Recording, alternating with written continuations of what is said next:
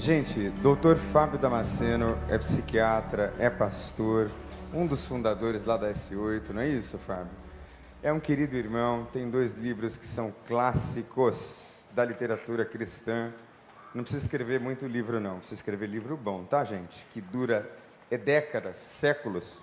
E eu acredito que o Fábio escreveu esse tipo de literatura. Nós vamos ouvi-lo, tá bem? Obrigado, querido. Bom dia! Glória a Deus. Muito bom estar aqui com os irmãos. É uma alegria ver essa igreja fervendo de fé, de comunhão, de louvor, de gratidão a Deus. Privilégio poder estar aqui com vocês neste dia em que a igreja está comemorando 30 anos do ministério do pastor Wander. E eu acho que foram muitas surpresas bonitas e especiais, mas ele fez a maior surpresa, né? O testemunho dele, a gratidão dele, e é muito especial ver um pastor que é capaz de pedir perdão, que é capaz de dizer que é humano e depende do seu Salvador para prosseguir na caminhada, servindo ao Senhor. E a gente pode louvar a Deus por toda essa riqueza, que é Cristo em nós, esperança da glória, que é Cristo se revelando no seu povo e no ministério do pastor Wander. Vim falar sobre perdão. Eu não sou muito bom de merchandising, não, mas ficou comigo essa responsabilidade. Estou trazendo aqui 4 livros, na verdade, está faltando um aqui. Um é Imagem e Semelhança de Deus, como é que Deus trata a nossa autoimagem e autoestima. Esse aqui, Psicologia do Perdão, é o tema que eu vou falar hoje nessa preleção. O Oficina de Cura Interior, foi o meu primeiro livro que eu escrevi, fala sobre o processo do tratamento de Deus na nossa alma. E o Mistério Macho e Fêmea, fala relacionamento de casais. Esse aqui, lamentavelmente, só trouxe poucos livros, mas na internet os irmãos podem encontrar. Então, o título da minha pregação é Perdão tem a ver com liberdade. E ele é o princípio da liberdade. O perdão tem muito a ver com a questão do tempo. Por quê? Nós somos formados ao longo da nossa história. Aquilo que você é tem tudo a ver com aquilo que você viveu. Então, fomos construídos. Podemos dizer que, de certa forma, estamos presos ao passado e a tudo aquilo que vivemos. Podemos dizer que somos o passado. O presente, hoje, aqui, agora, a gente pode dizer, é presente passado. E este presente passado só pode ser mudado por uma vivência. Por quê? Você é o que é porque viveu o que viveu. Você é uma pessoa, tem autoconsciência, tem identidade, autodeterminação. Então, como pessoa, não há programação automática possível. A vivência é que forja, a vivência é que forma a pessoa que você é. Então, esse presente passado só pode ser mudado por uma vivência. Por exemplo, quando uma pessoa vem na sua trajetória e encontra com Jesus, e é salva pelo Senhor, ela recebe perdão, ela recebe o novo nascimento, ela recebe vida eterna. A experiência daquele momento, daquele presente, transforma a vida daquela pessoa de maneira radical.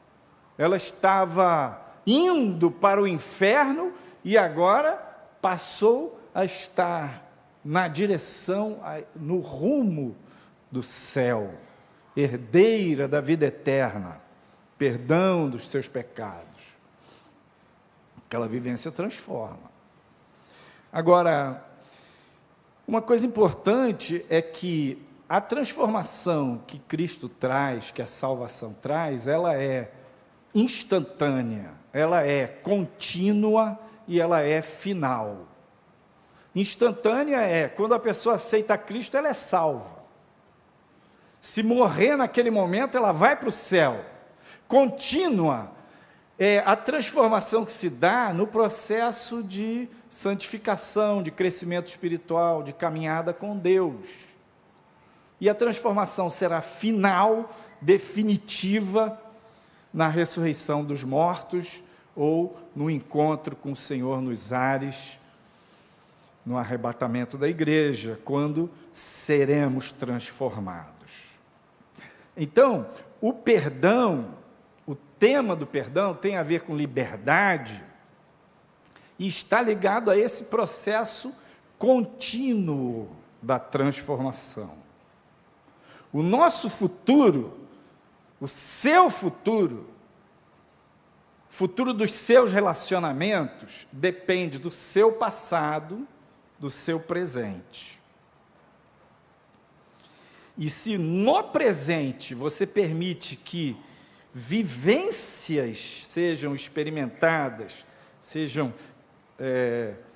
vivenciadas dentro do princípio do perdão, isso é um processo extremamente transformador.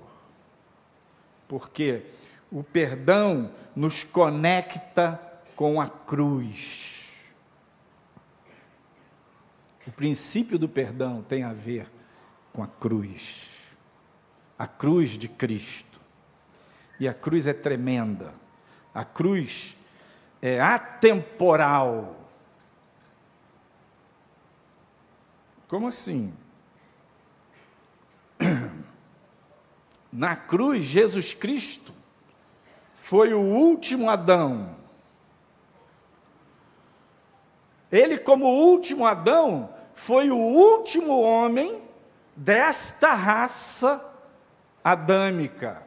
Embora tenha vivido muito antes de nós, ele estava no topo da pirâmide da raça adâmica, e diz Paulo lá em 1 Coríntios, como o último Adão, ele morreu na cruz, e nele o Pai incluiu todos nós, aqueles que viviam à época, os que já tinham vivido, e os que haveriam de viver, e os que ainda virão a viver, estavam todos contados em Cristo. Então, diz lá em Hebreus 9:14, quanto mais o sangue de Cristo, que pelo Espírito eterno se ofereceu a si mesmo, imaculado a Deus, purificará as vossas consciências das obras mortas para servirdes ao Deus vivo. A ênfase que eu quero dar aqui nesse versículo é pelo Espírito eterno. A obra da cruz é eterna, a validade da obra da cruz é eterna, o poder do sangue de Jesus para lavar os nossos pecados é permanente, é como se tivesse acontecido hoje, porque aquela obra é perfeita, definitiva. E por ser eterna, a obra da cruz nos possibilita a vida eterna. A obra da cruz e da ressurreição nos possibilita novo nascimento, participar do povo, da família de Deus, sermos herdeiros da natureza de Deus. Ela nos conecta com a eternidade. Então, o perdão é um dos princípios da vida cristã que mais nos conecta com a cruz. É um dos princípios da vida cristã que nos ajuda a reciclar o nosso passado, transformar o nosso presente, e obviamente, se eu estou livre das marcas distorcidas do meu passado, eu vou viver melhor no presente e vou apontar para um rumo, para um destino, para um estado final no futuro muito melhor. Então, o Othmani, um autor chinês, ele diz que a cruz é o maior negativo do universo. Faça uma comparação da cruz com o buraco negro, que é um fenômeno astronômico, que se acredita que tem a ver com o núcleo de uma galáxia que tenha apagado, e aquela gigantesca massa começa a se contrair e atrai todo tipo de energia que passa, qualquer energia ou objeto ou matéria que passa num raio gigantesco é engolido por aquele ralo sideral. A cruz atraiu a todos nós, incluiu todos nós. Queria falar um assunto, antes de entrar propriamente no perdão, que eu vou repetir esse assunto algumas vezes ao longo dessa preleção. O assunto é psicologismo. Psicologismo. O que é psicologismo? É uma distorção do conhecimento da psicologia. A psicologia é uma ciência e tem sido bênção, como todo desenvolvimento da ciência tem sido bênção para a humanidade. A psicologia diz que nós sofremos uma grande influência na formação da nossa personalidade dos relacionamentos significativos durante a infância, principalmente com a figura de pai e mãe.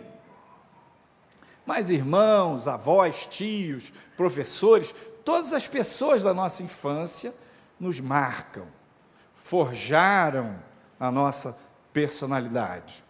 E isso a psicologia diz. Então, há uma clara correlação entre causa e efeito no que diz respeito à formação do nosso jeito de ser.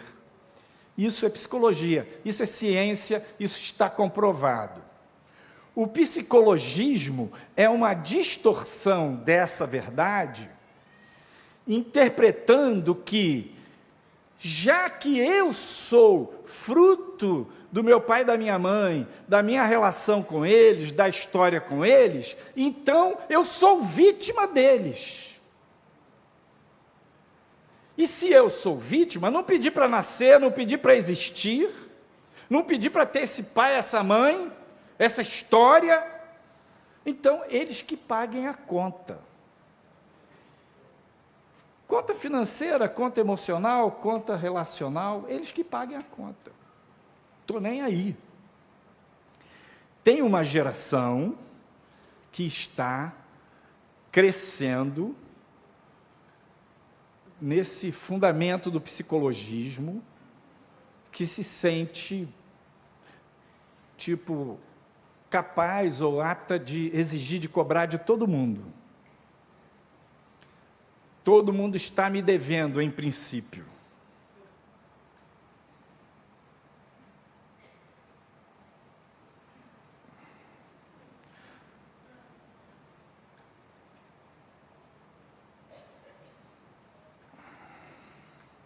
Bom, o perdão é uma usina de reciclagem. Quando a gente pede perdão e libera perdão, a gente está reciclando. Hoje se fala muito em reciclagem do lixo. Eu coloco no meu livro Psicologia do Perdão uma hipótese. Imagine hoje, dia 31 de março de 2019. No dia 31 de março de 2018, você e sua família resolveram não jogar nenhum lixo fora. Durante um ano. Olha, nós não vamos jogar mais nenhuma embalagem fora, jornal, revista, resto de comida, nada vai ser jogado fora, não vamos fazer limpeza nem faxina. Um ano depois, como é que estaria a sua casa? Um lixo. Inabitável, barata, rato, sei lá, mosca, comida podre, mal cheirosa, insalubre, completamente desagradável para conviver. Imagina que os relacionamentos, convívio, a comunicação, gera coisas boas, mas também gera lixo. Tem substratos que decorrem do relacionamento, que se a gente não dá o devido encaminhamento, isso acumula. O tema do perdão tem a ver com isso. Mexer no lixo relacional. Trabalhar o lixo relacional, presente e passado. Este princípio, por isso que ele é como uma usina de reciclagem. Porque quando você pega o lixo e separa o lixo e encaminha o lixo, e aquele lixo separado, ele vai poder ser reprocessado. Os metais não ferruginosos, todos são reaproveitados, plástico, matéria orgânica, tudo pode ser reaproveitado, transformado em adubo.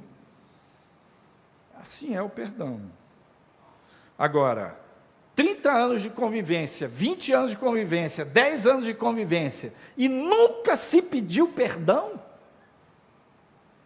Nunca parou para dizer, por favor, me escuta, eu errei, me perdoa.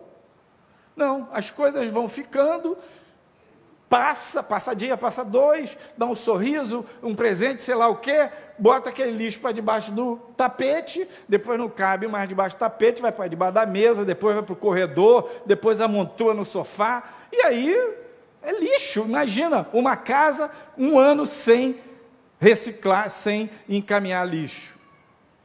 Imagina um relacionamento com 20 anos sem encaminhar lixo. Jesus, em Mateus capítulo 6, de 19 a 15, ele diz, é a oração do Pai Nosso: portanto, vós orareis assim: Pai Nosso que estás nos céus, santificado seja o teu nome, venha o teu reino, seja feita a tua vontade, assim na terra como no céu. O pão nosso de cada dia nos dá hoje.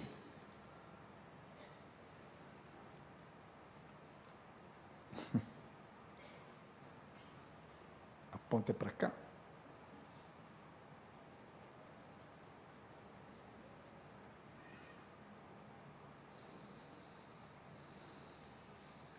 Foi. E perdoa-nos as nossas dívidas, assim como nós perdoamos aos nossos devedores. E não nos induzas à tentação, mas livra-nos do mal, porque teu é o reino, o poder e a glória para sempre. Amém. Quando os discípulos pediram a Jesus para que ele lhes ensinasse a orar, Jesus sabia que aquela oração seria registrada e ela serviria de modelo para toda a história da igreja. Então ele colocou nessa oração os princípios mais importantes para a vida cristã. É muito rico esse texto, não vai dar para a gente considerar tudo isso. Mas tem o perdoa as nossas dívidas, assim como nós perdoamos aos nossos devedores, no verso 12. No verso 13 ele diz, tua é a glória e o poder para sempre, amém. Ele encerra a oração. Agora, veja o que diz no verso 14 e 15. Porque se perdoardes aos homens as suas ofensas, também vosso Pai Celestial vos perdoará a vós. Se, porém, não perdoardes aos homens as suas ofensas, também vosso Pai vos não perdoará as vossas ofensas. Ora, pois, com tanto tema precioso, a glória de Deus, a santidade de Deus, o nome de Deus, o pão nosso cada dia, a luta contra as forças do mal, santificação, tanto tema, Jesus só faz um comentário a respeito do tema do perdão. Por quê? Porque este é o ponto frágil, este é o ponto crítico. Porque a obra da cruz é perfeita, acabada, definitiva, real, plena. A vitória da cruz é plena. Porém, a vida de caminhada com Deus, de santificação, de crescimento, de transformação, de recuperação, depende de aplicar essa graça, essa obra da cruz e da ressurreição à nossa vida pessoal. E o gargalo, o ponto crítico é o princípio do perdão. Se você não pede perdão, se você não libera perdão, sua vida trava. Vamos ver o ensino de Jesus em outros pontos.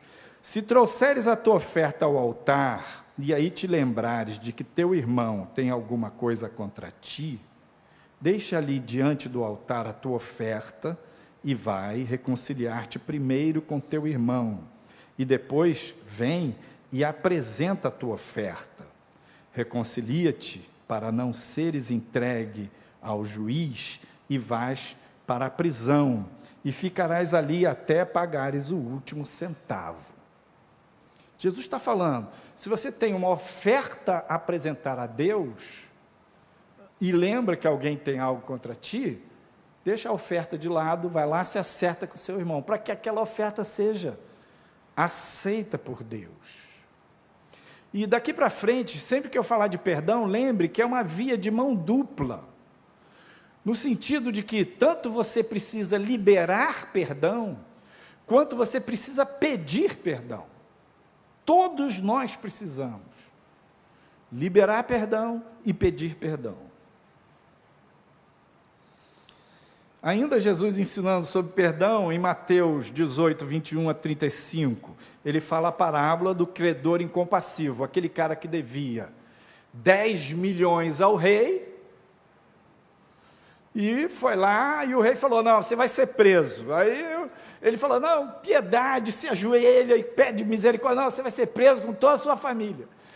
Aí ele insistiu, e o rei se compadeceu dele e o perdoou 10 milhões.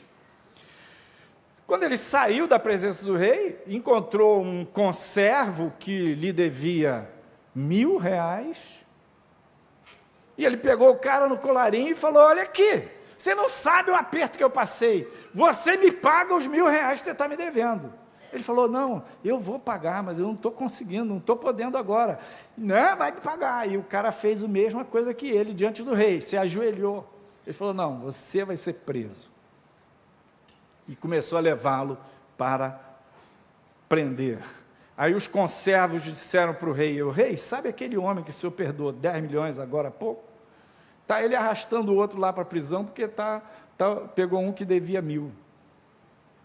Aí o rei falou, então manda lá os soldados lá prender ele, vai ele com a família toda dele, e vai ficar preso, até ele pagar o último centavo. Queridos, o que é essa ideia de pagar o último centavo? Na outra parábola que eu li também, fala de pagar. É em cima deste texto, desses textos, que a Igreja Católica Romana desenvolveu o conceito de purgatório. Vai ficar preso até pagar, vai ser entregue ao juiz até pagar. O bispo Macalister, da Igreja Nova Vida, aqui do Rio, muitos anos atrás, escreveu um livro, Perdão, Segredo da Cura Total.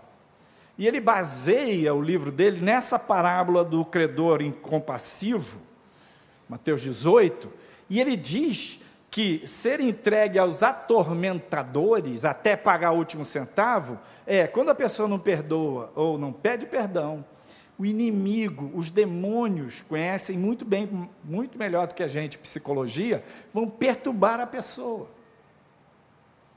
vão imprimir problemas na vida da pessoa. Então, a falta de perdão pode favorecer enfermidades, aí seria um viés não necessariamente estritamente demoníaco, mas um viés psicossomático. Eu fico com mágoa, eu fico com dores, eu fico com ressentimento, ou eu fico com culpas, e eu não mexo nesse lixo, esse troço vai acumulando dentro de mim, e eu adoeço. Hebreus capítulo 12, verso 15, diz: tendo cuidado de que ninguém se prive da graça de Deus, e de que nenhuma raiz de amargura brotando vos perturbe, e por ela muitos se contaminem. Aqui é uma clara correlação entre ser privado da graça de Deus e a amargura, o ressentimento.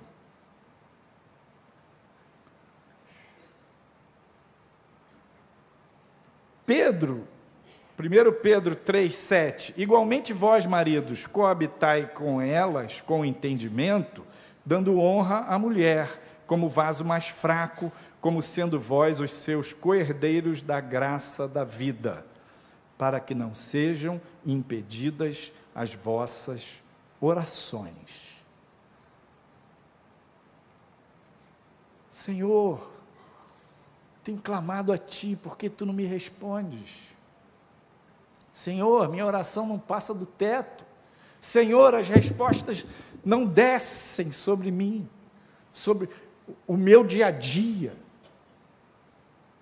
A pessoa que dorme do seu lado está magoada com você. Seu filho, seu pai, sua mãe, seu irmão na caminhada cristã está ferido por você. Sua oração não sobe. Ou sobe e não vem a resposta, não desce.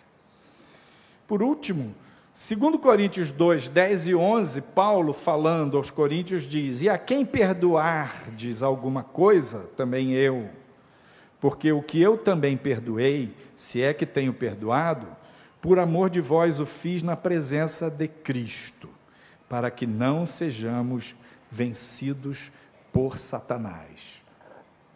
Paulo correlaciona neste texto claramente ser derrotado pelo inimigo com a falta de perdão. Não perdoou, não pediu perdão, é aquela mesma correlação que o McAllister faz. Você vai ser, de alguma maneira, vai sofrer, porque o inimigo entra por ali, porque se você perdoa, Deus lhe perdoa. Se você não perdoa, e também vale, não pede perdão, Deus não lhe perdoa. Ora, pois, pastor, então você está dizendo que se eu tenho alguma mágoa e um ressentimento, o Pai, Deus Pai, não me perdoará? Estou afirmando isso. Então quer dizer que eu vou para o inferno por causa disso? De jeito nenhum. O que eu estou afirmando e é o que Jesus diz, que o Pai perdoará se a gente perdoar. Se a gente não perdoar, Ele não perdoará. Por que Jesus colocou a gente nesse tudo ou nada? Porque perdoar é muito difícil. Pedir perdão é muito difícil para nós. Agora, não é um perdão que implica em perder a salvação e ir para o inferno. Implica, imagina que essa minha mão esquerda representa a graça. Eu vivo a graça de Cristo, perdão, salvação, vida eterna. Mas eu posso viver um pouquinho da graça ou eu posso viver um montão da graça. Se eu exercito esse princípio do perdão, se eu o pratico, se eu libero perdão, se eu peço perdão a quem eu devo, eu vou viver mais da graça. Se eu me retenho, se eu não libero perdão, se eu não peço perdão, eu vou viver menos da graça. Vai haver um empobrecimento, que eu posso dizer que é diretamente proporcional. Como assim? Quanto é que você conhece, vive, usufrui da graça de Cristo? Diretamente proporcional ao quanto de perdão você já liberou e o quanto de perdão você já pediu.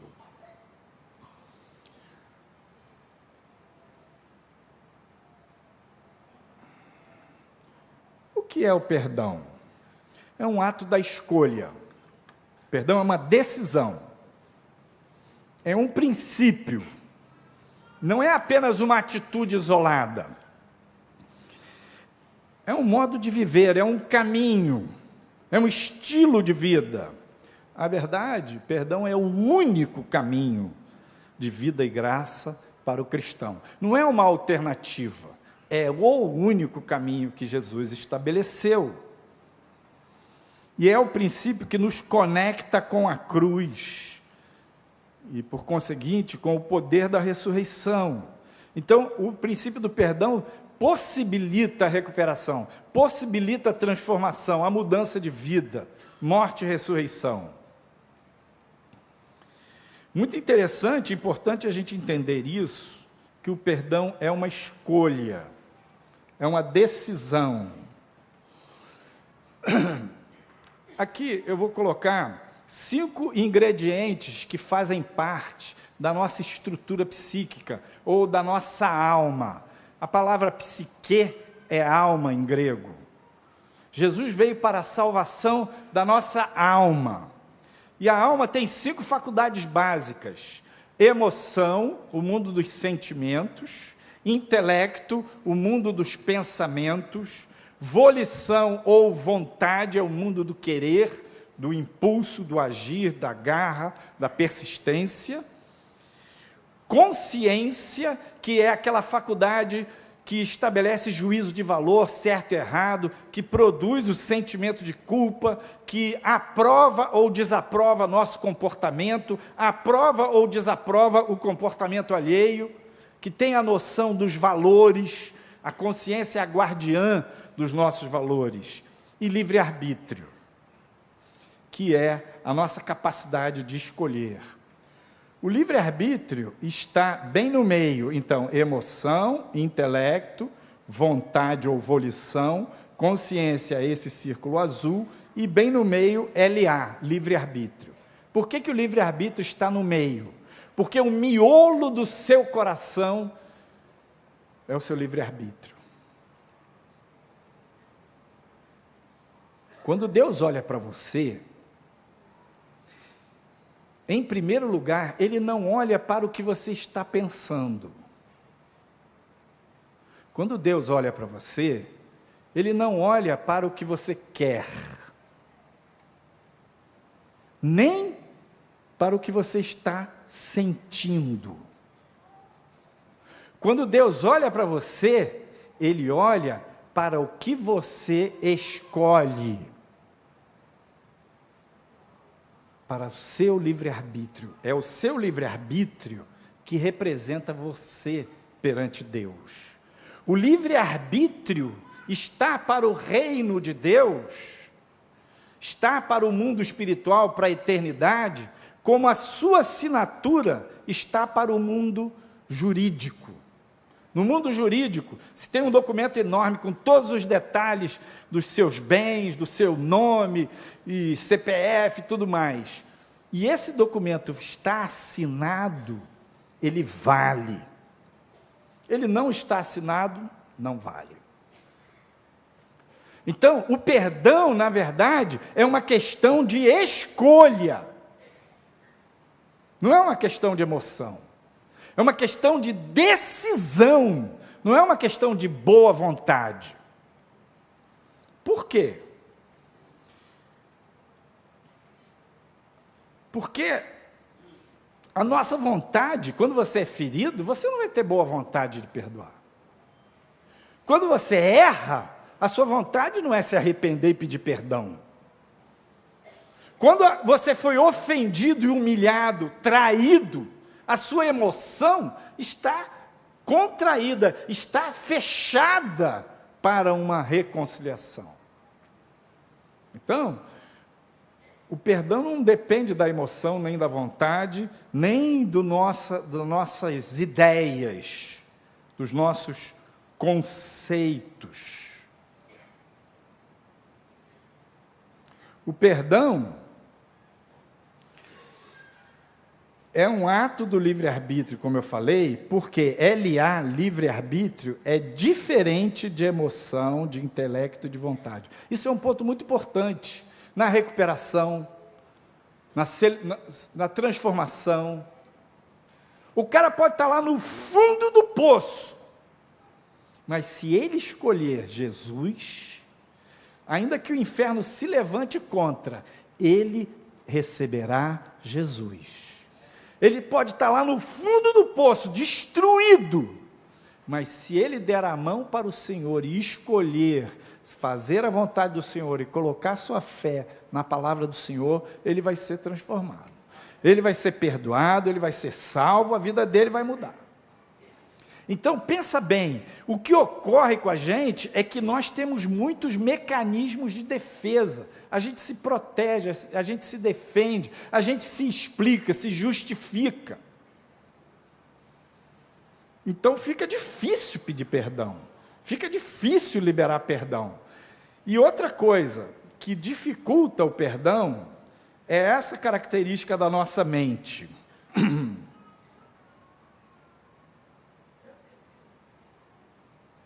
Nossa mente é como um copo, numa imagem tridimensional. É um cilindro que tem 2 andares. O andar de cima é o consciente. Veja bem que tem emoção, intelecto, vontade, consciência, no nível consciente. E tem um limiar, que é o pré-consciente, tem uma fronteira aí, e tem o mundo de baixo, que é o inconsciente, que também tem emoção, intelecto e vontade. Então, aquilo que você consegue enxergar de você é uma pequena parcela. A Bíblia fala do coração do homem. Jeremias 17 fala, Deus falando, enganoso é o coração do homem e perverso, mais do que todas as coisas. Quem o conhecerá? Mas eu, o Senhor, provo os rins e o entendimento. O nosso coração é enganoso por quê? Porque somos pecadores. A nossa mente, aquela área que você consegue vasculhar, prescrutar, ou seja, aquela área que você tem as senhas e o acesso no computador da sua mente, é limitado, é o nível consciente. Mas tem um nível muito maior, que é o inconsciente, que é você, que tem toda a sua trajetória, todo o acúmulo, tem a sua pessoa com todas as marcas e características. O inconsciente não é um arquivo morto que ficou para lá. Não, é você mesmo, é a sua alma, só que é aquela dimensão de você mesmo que você não consegue ver. Por isso, no Salmo 139, belíssimo salmo que fala sobre a onipresença de Deus, onde eu puser minha cama, se eu for aqui, se eu for lá, qualquer pensamento antes de subir na minha mente, o Senhor já sabe, me viu informe ainda no ventre da minha mãe. Ele vai falando da onisciência e onipresença de Deus, e ele termina esse salmo dizendo, sonda-me, ó Deus, e vê se há em mim algum caminho mau, e guia-me pelo caminho eterno. O salmista, neste salmo, pressupunha que havia uma dimensão do interior dele que ele não poderia sondar, mas o Deus Todo-Poderoso, onisciente e onipresente, sim. Então, muitas vezes a gente pensa que já perdoou, e a gente já até deu os primeiros passos de perdoar uma pessoa. Mas perdão é um processo, perdão é uma viagem, é uma caminhada de 1000 quilômetros. Você andou 100 metros, 1000 metros e diz, bom, já perdoei. Por quê? Você limpou no nível consciente. Eu já perdoei aquela pessoa, mas não quero falar com ela. Eu já pedi perdão. É muito comum a pessoa pedir um perdão mais ou menos assim, muito chinfrim, muito vernizinho por cima. Não se arrepende. O cara pecou contra outra pessoa, não se arrependeu profundamente, pediu uma desculpinha, passou por cima. Por isso a Bíblia fala lá em Tiago, transforma o seu riso em pranto, a sua alegria em tristeza. Humilha-te debaixo da potente mão de Deus, porque a seu tempo Ele vos exaltará. Quando a gente vai tratar do tema do perdão, a gente precisa ter humildade. Precisa admitir que somos humanos imperfeitos. E a gente precisa escolher. Vou contar um exemplo para vocês. Quando eu estava aprendendo esse assunto com Deus, do perdão, eu sou psiquiatra e terapeuta de casal, terapeuta de família, trabalho no dia a dia no consultório, lá em Niterói. E eu estava, neste dia, eu ia atender de manhã e de tarde, tinha terminado as consultas da manhã, eu estava com o horário muito espremido, peguei meu carro, fui até um local onde tinha um Bob's e pedi uma laranjada, batata frita e um Big Bob. O Bob's estava cheio. E o cara me trouxe o sanduíche, a laranjada e a batata frita, mas esqueceu de me dar guardanapo. Naquela época não tinha um negócio de guardanapo separado, não. Ele é que dava o guardanapo. E eu fiquei, fulano, me arranja o guardanapo. Aí eu peguei a minha bandeja, botei aqui do lado, numa lixeira, e fiquei tentando que o cara me desse guardanapo. Nesse meio tempo, levantou um senhor que estava sentado com os jovens e foi jogar algo fora. Ele puxou a alça daquela lixeira, jogou o negócio fora e largou a alça. A alça veio e pá, derrubou o meu copo de laranjada. Eu estava bem do lado, salvei metade da laranjada, a outra metade foi para a bandeja. Eu olhei para ele assim, aí ele deu um risinho assim meio de lado e foi embora. Rapaz, eu estava com fome, me bateu uma ira, me deu uma raiva do homem. Eu olhei para ele e falei assim, sabe aquela coisa que você fala meio para o outro ouvir, para não ouvir?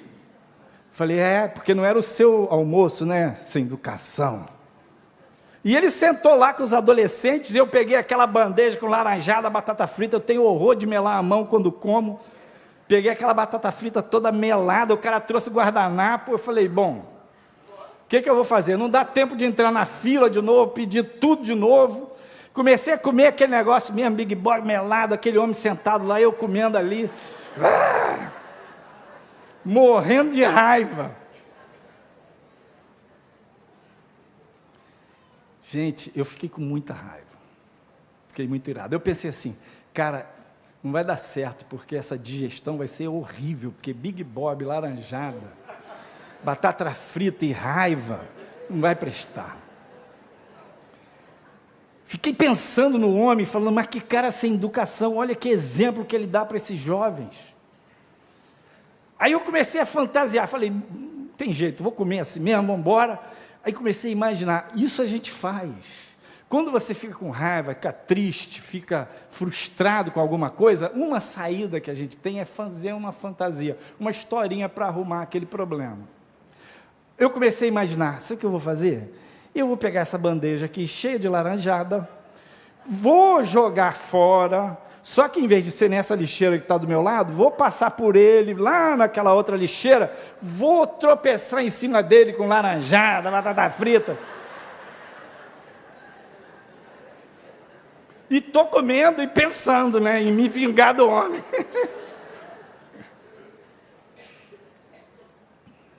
Aí eu fiz as contas, tinha uns adolescentes parrudos, falei, ih rapaz, esses caras vão querer me bater, e eu não vou querer apanhar, vai dar briga. Depois sai no jornal, a gente viaja na maionese, né? Depois sai no jornal, pastor briga no Bob's por causa de laranjada. É misericórdia. Desisti de me vingar do cara. Eu resolvi jogar o lixo ali fora, fui lá, peguei meu carro, lavei minha mão, fui embora para o consultório, furioso.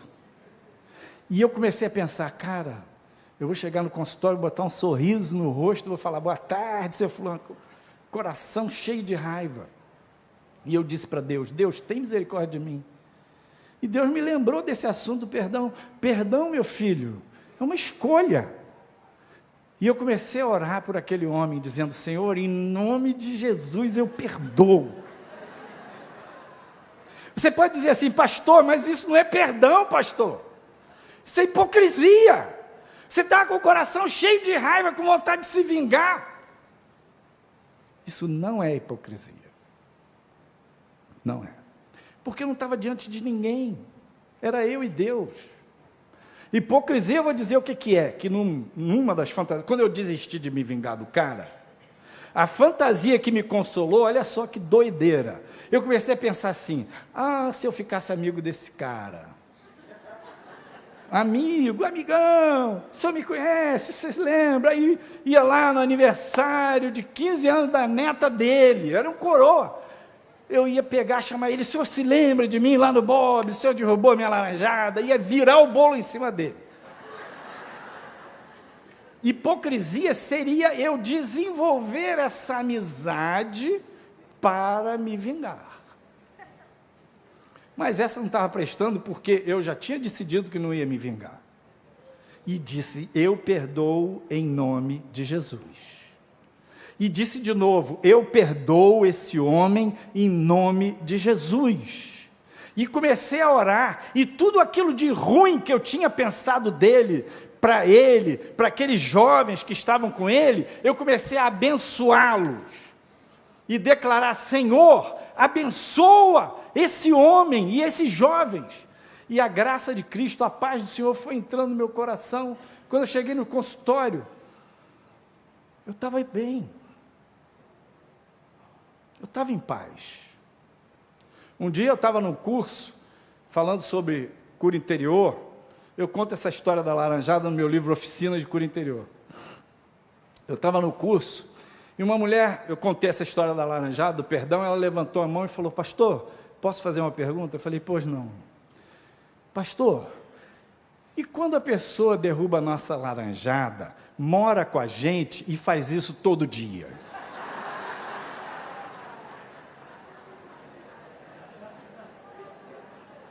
Agora ela me pegou. É exatamente aí que está o desafio do perdão. Perdoar as pessoas com quem você convive todo dia. E saber lidar com isso, pedindo perdão, liberando perdão.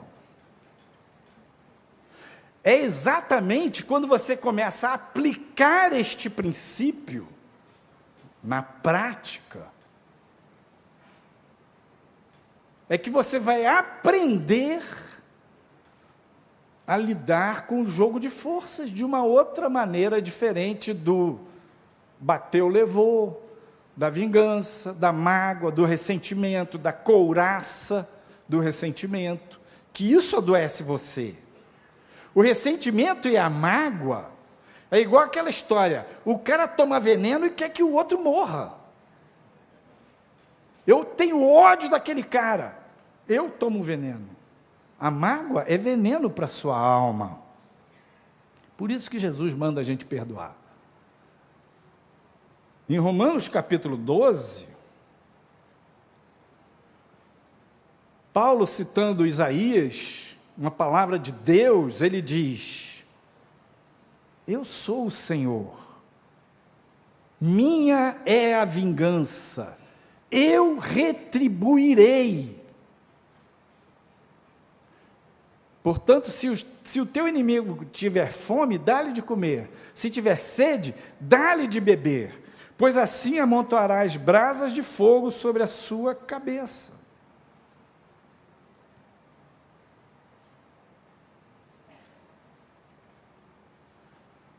o perdão não significa que você desiste da justiça, desiste do que é certo. O perdão significa que você entrega o juízo a Deus. E se o teu inimigo tiver fome, você dá de comer. E às vezes os inimigos do homem são os da sua própria casa. Você desiste desse bateu e levou. Todo dia.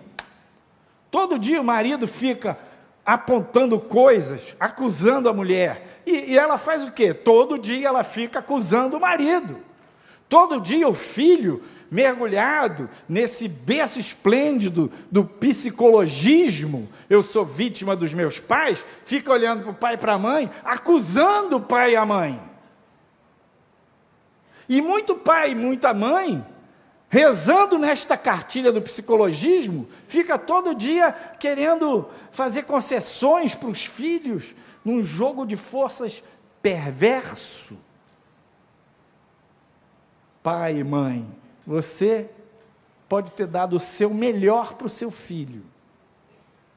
E esse melhor, com certeza, foi bom, mas está aquém da perfeição. Então, há dívidas. Se há dívidas, admita, reconheça onde, em que, peça perdão.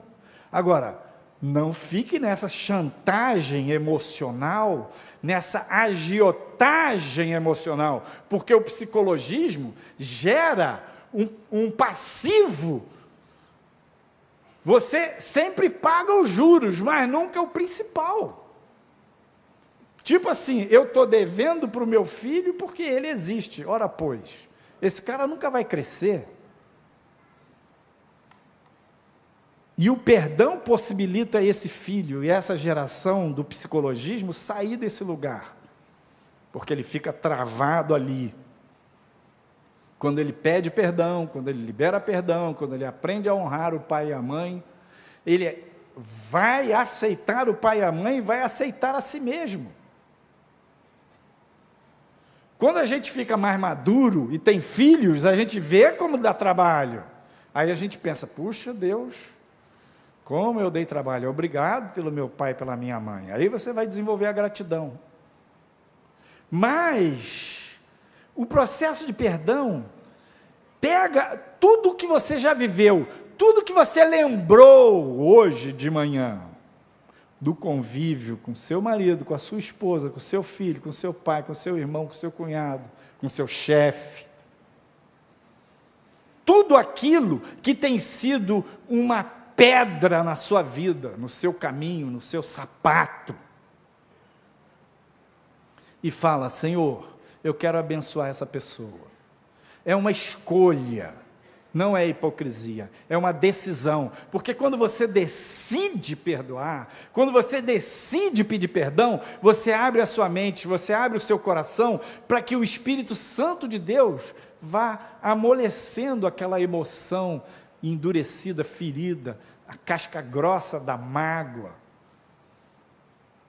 E Deus vai trabalhando ali, Deus vai trabalhando em você, para você liberar completamente esse perdão, ou pedir efetivamente esse perdão.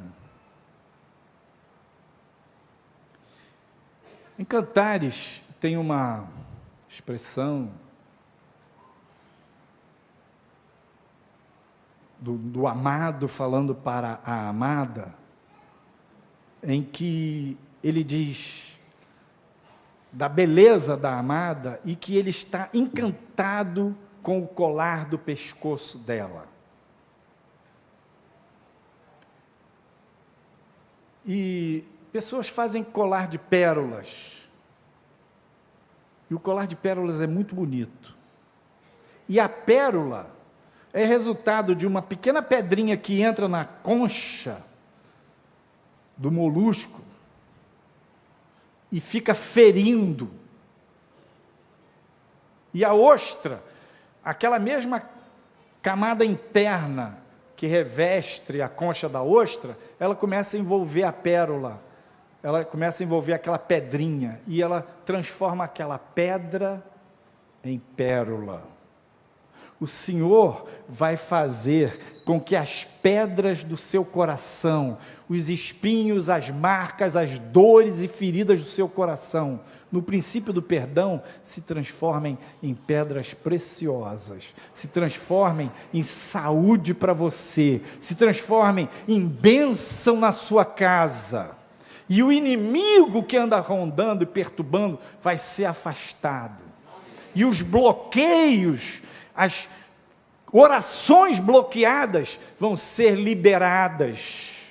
Porque quando a gente começa a obedecer a Deus, aplicar os princípios de Deus, as bênçãos de Deus começam a chegar na nossa vida. As respostas de oração começam a atingir a nossa casa. Então, encerrando, pense em quem você precisa pedir perdão, a quem você precisa liberar perdão. Nós vamos orar e você vai colocar isso diante de Deus. De tempos em tempos eu me surpreendo achando que eu já perdoei todo mundo, mas o nosso inconsciente a gente não consegue sondar, né? Aí encontra uma pessoa e fala, cara, não queria nem encontrar esse cara, não queria nem cumprimentar esse cara. Falta de perdão. Feche seus olhos, vamos colocar diante de Deus a nossa vida. Só o Senhor é quem sonda, sabe todas as coisas. Pessoas que você já perdoou, que você já andou 1000 metros, mas ainda não completou, porque a dor ainda está ali. Você vai reiterar o perdão e vai se propor, Senhor, eu quero ir neste princípio do perdão até o fim. Pessoas que você feriu ao longo da sua história, já passaram, não tem mais como encontrar. Você vai pedir perdão a Deus. E se foi uma coisa muito séria, muito grave, você vai pedir perdão a Deus, compartilhando isso com um pastor, com um líder, ou num pequeno grupo, no seu grupo de partilha, pedindo perdão. Ou seja, você vai, como filho, como filha de Deus, se propor a praticar esse princípio do perdão. Senhor, Tu és o Pai de amor, o Pai das misericórdias, o Deus de toda consolação. E o Senhor quer nos sarar, quer transformar as pedras em pérolas, curar nossas feridas. E nós queremos apenas obedecer. Escolhemos o caminho do perdão. E queremos liberar perdão em nome de Jesus. Te agradecer pela nossa história, por nosso pai, nossa mãe, nossos avós, tios, nossos antepassados, as pessoas que fizeram parte da nossa vida. Te damos graças e liberamos perdão para todo mundo que foi importante, que nos feriu, que nos traiu, todo mundo que deixou a desejar, que contraiu dívidas conosco. Nós queremos liberar perdão em nome de Jesus. Também pedimos perdão, Pai. Somos imperfeitos. Também dizemos, perdoa, Pai. Perdoa aqueles atos do passado, perdoa aquelas diferenças do presente. Dá-nos um coração quebrantado e humilde para ir ao nosso próximo, pedir desculpas, pedir perdão. Muito obrigado, Senhor, porque o sangue de Jesus nos purifica de todo pecado. Muito obrigado porque o Senhor é Deus conosco, presente para nos ajudar. Em nome de Jesus. Amém.